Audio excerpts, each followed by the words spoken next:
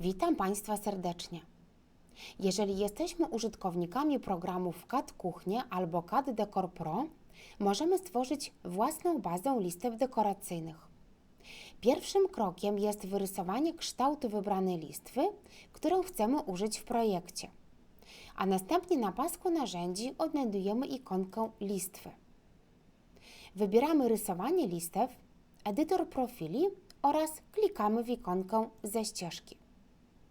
Zaznaczamy wyrysowany wcześniej szkic lewym przyciskiem myszy, a następnie wskazujemy punkt styku listwy. U nas to będzie górny punkt z tego względu, że będzie to listwa sufitowa. Możemy nazwę profilu zmienić na własny. Wpiszemy na przykład listwa sufitowa, jak również możemy zmienić jej długość, na przykład na 2400 mm. Wszystko potwierdzamy przyciskiem OK. Wychodzimy z okna i żeby wstawić taką listwę w pomieszczeniu, ponownie wchodzimy w moduł listwy, w rysowanie listew.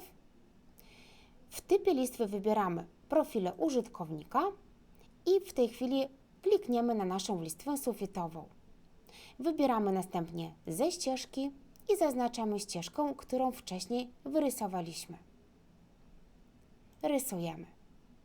Scrollem odświeżymy rysunek, wyjdziemy w wizualizację i jak widzimy listwa pojawiła się we wnętrzu.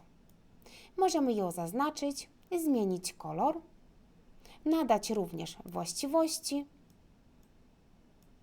Escape wyjdę z funkcji i wnętrze mamy gotowe. Dziękuję Państwu za uwagę.